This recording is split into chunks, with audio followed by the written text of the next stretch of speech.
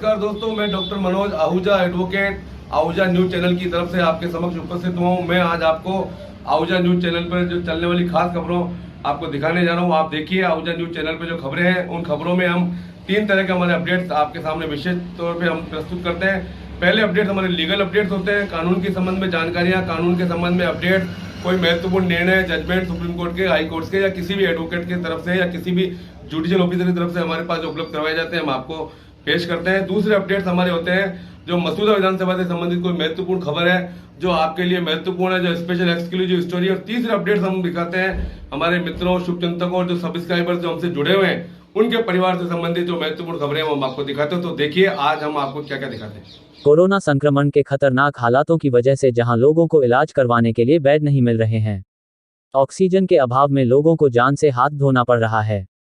इन हालातों के देखते हुए मौसमी बीमारियों के रोगियों ने सरकारी अस्पतालों की तरफ अपना रुख करना ही बंद कर दिया है। चिकित्सा विभाग कोरोना संक्रमण से लड़ने को तैयार है। राज्य के लगभग सभी चिकित्सालयों में अन्य बीमारियों के OPD बंद पड़े हैं क्योंकि इन हालातों में कोई हॉस्पिटल का रुख भी नहीं कर रहा है।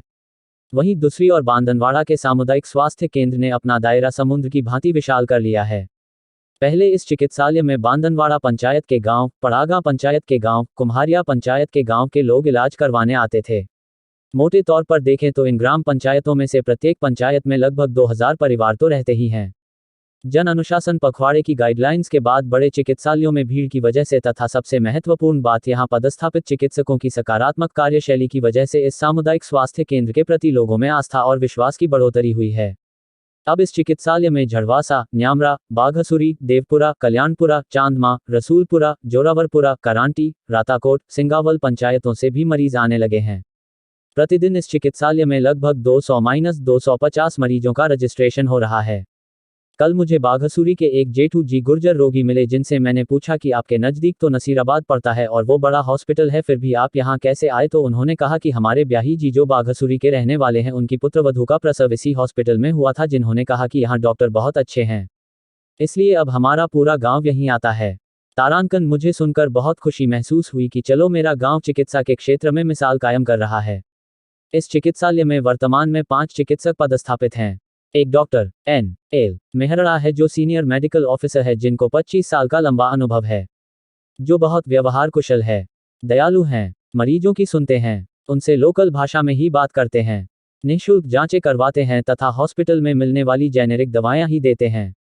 यहाँ पदस्थापित दूसरे डॉक्टर त्रिपेंद्र सिंह यूरोप से मेडिकल की पढ़ाई करके आए हैं, जो चेहरे पर सदैव मुस्कुराहट लिए हुए मरीजों से बात करते हैं। बात करने के अंदाज से ही मरीज को विश्वास हो जाता है कि वो सही जगह आ गया है, अब वो ठीक हो जाएगा। इन्होंने देश के सबसे बड़े संस्थान आयुर्विज्ञान विभाग एम्स में बतौर जूनियर रेजिडेंट के ट्रॉमा सर्जरी में अपनी सेवाएं दे रखी है। इसके अलावा इस हॉस्पिटल में डॉक्टर अशोक वर्मा, डॉक्टर शैलजा शर्मा तथा डॉक्टर अरुण चौधरी भी सेवाएं दे रहे हैं। वर्तमान में यहाँ क्वारंटीन सेंटर सहित रोजाना आने वाले सैकड़ों संदिग्धों की स्क्रीनिंग भी यही कर रहे हैं। इनका साथ देने के लिए कंपाउंडर शेर सिंह लांबा, उमेश कुमार नागर, कमलेश आचार्य, रंजीत सिंह रावत भी जी जान से ड्यूटी हावर्स के अलावा भी सेवाएं देते हैं। इसके अतिरिक्त इस चिकित्सालय में ward boy Stanley Richard ANM, Snehlata Joyce, सहायक अशोक चौधरी भी सेवाएं दे रहे हैं। इस चिकित्सालय में गंभीर बीमारियों के अलावा सभी बीमारियों का इलाज, निःशुल्क जांचें, निःशुल्क दवाएं बिना किसी सिफारिश के 24 घंटे मिलती है।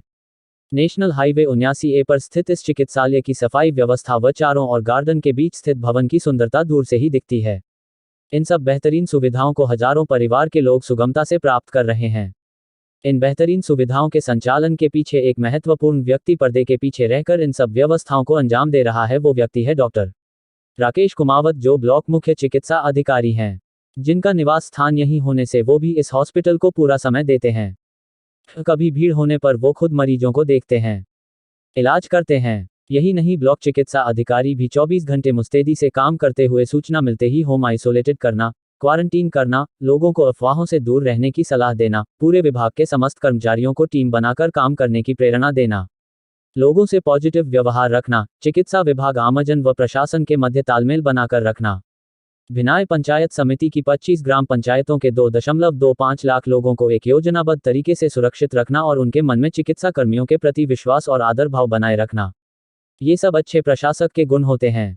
तारांकन उसी की बदौलत ये चिकित्सालय अजम। डॉक्टर साहब, अभी वर्तमान में आप डेली लगभग मौसमी बीमारी से संबंधित कितने पेशेंट देख रहे हैं?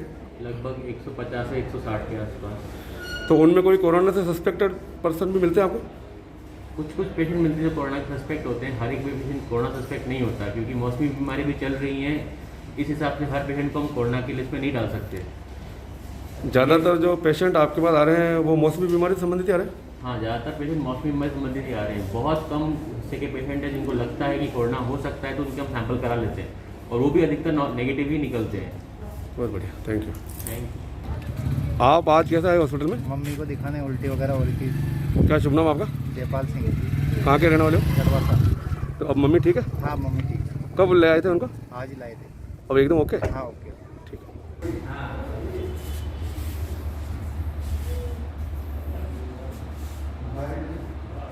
आपके यहाँ कौन भर्ती है? घर वाले कदम को भर्ती है? भर्ती को बाहर ले गली में कई गली में अच्छा, कोई प्रॉब्लम हुई है क्या? एक के भाई उल्टी इधर हाथ पर दिख के लग रहा है। अब तैयार है? हाँ, क्या नाम आपका? हमारा नाम पप्पू। और भाभी जी को? मेरा। एकदम तैयार है? इलाज हो गया सही? हाँ। क्या नाम है बेटा आपका? शांतनु। आपके यहाँ कौन भर्ती है? मैं दादाजी। क्या हो गया था उनको? उनको सर सर्दी खांसी जुकाम हाथ पैर दुख रहे हैं अच्छा, कब से भर्ती है? सर। आज ही। ठीक लग रहे हैं? तो वास्ते फायदा है उनका? हाँ। ठीक है।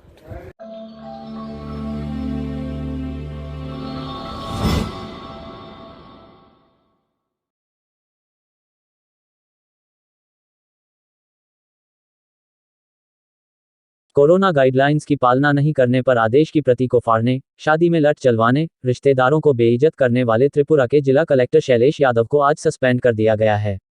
सोशल मीडिया पर सोमवार को एक वीडियो वायरल हुआ जिसमें डीएम साहब कोरोना के कारण एक शादी समारोह को बेहद ही गलत ढंग से रुकवा रहे थे।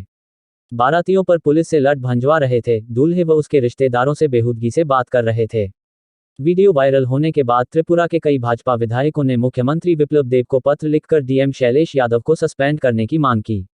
मीडिया रिपोर्ट्स के मुताबिक डीएम साहब अब सस्पेंड कर दिए गए हैं। वायरल वीडियो में डीएम शैलेश यादव कहते हैं कि शादी में उपस्थित सभी लोगों ने सीआरपीसी की धारा 144 का उल्लंघन किया है। सभी पर कार्यवाही की जाएगी। बताया जा रहा है कि 30 से ज्यादा लोगों की गिरफ्तारी हुई थी, लेकिन बाद में सभी को छोड़ दिया गया।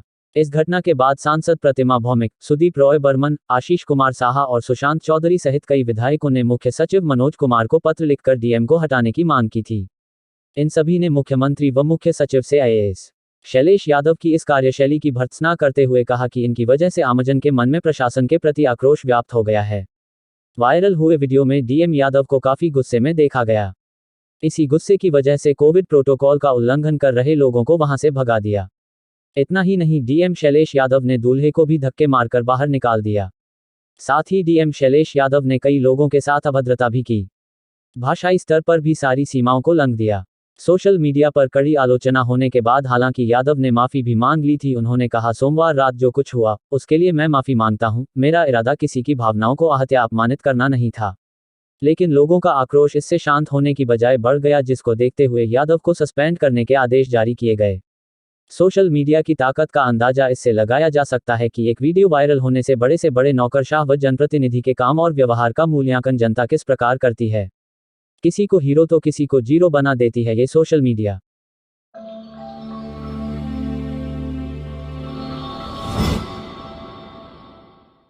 टोंक जिले में कोविड-19 महामारी के बढ़ते संक्रमण को मद्देनजर रखते हुए पुलिस उप अधीक्षक राजेंद्र सिंह रावत के नेतृत्व में कंट्रोल रूम की स्थापना की गई है।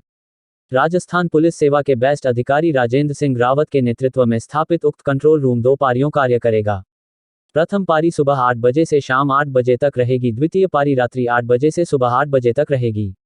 मृदुभाषी व्यवहार के धनी एवं सरकार की मंशा के अनुरूप एवं आमजन के हितार्थ अपने पदीय कार्य का निर्वाह करने वाले राजेंद्र सिंह रावत जैसे पुलिस अधिकारी से महामारी की इस संकट की घड़ी में टोंक जिले में अपने पदीय कार्य का निर्वाह समर्पण भाव से किए जाने की उम्मीद की जा रही है। उम्मीद योग्य किसी योग्य अधिकारी से ही की जा सकती है। जहां तक राजेंद्र सिंह रावत जैसे पुलिस अधिकारी से उम्मीद करने का सवाल है, तो यहां पर इस बिंदु का उल्लेख किया जाना नितांत आवश्यक है कि पुलिस उप अधीक्षक राजेंद्र सिंह रावत ने गत वर्ष 2020 में कोरोना काल के दौरान जयपुर ग्रामीण क्षेत्र के सांभर के पुलिस उप अधीक्षक पद पर रहने के दौरान उस समय के कोरोना काल के दौरान की संकट की घड़ी में अपने पदीय कार्य के निर्वाह के साथ ही सरकार की मंशा के अनुरूप एवं आमजन के सुविधार्थ एवं हितार्थ सामाजिक सरोकार के जो प्रशंसनीय कार्य किए हैं, उनको वहां की जनता आज भी याद करती है। यहाँ पर एक बात और भी है जिसे ज्यों की त्यों कहने में कोई हर्ज नहीं होना चाहिए, और यह सर्वविदित भी है कि यह नहीं देखा जाता कि अधिकारी कौन है, अपितु यह देखा जाता है कि अधिकारी का कार्य किस प्रकार का है, और उसी से ही संबंधित अधिकारी की पहचान होती है, और उन्हीं कार्यों के कारण ही वहाँ की जनता याद करती है। बात कड़वी पर सत्य अवश्य है कि पुलिस का नाम आते ही पुलिस के नाम पर किस प्रकार के शब्दों का उपयोग किया जाता है, यह किसी से छुपा हुआ नहीं है। पर आपको बता दें कि पुलिस बदनाम अवश्य है, पर पुलिस में राजेंद्र सिंह रावत जैसे अच्छे अधिकारियों की भी कोई कमी नहीं है।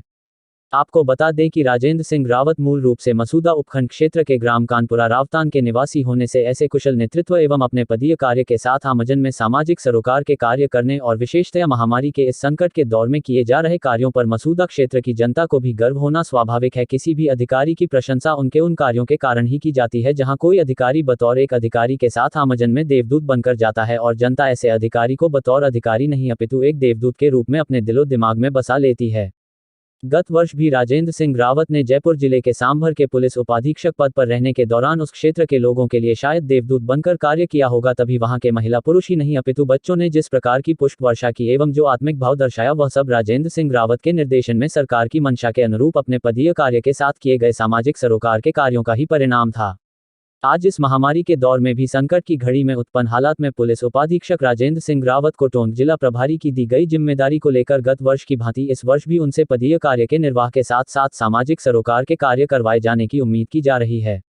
दुनिया उम्मीद पर कायम है, और महामारी के इस गंभीर संकट के दौर से उबरने के लिए कानून व्यवस्था के साथ आमजन में सहयोग की भावना और सामाजिक सरोकार के कार्य द्वारा आमजन में परिस्थितियों से निपटने के लिए संभल की बहुत आवश्यकता है, और इन सभी में गत वर्ष की भांति पुलिस उपाधीक्षक राजेंद्र सिंह रावत के इस बार भी पूर्ण रूप से खरे उतरने की उम्मीद की जा रही है।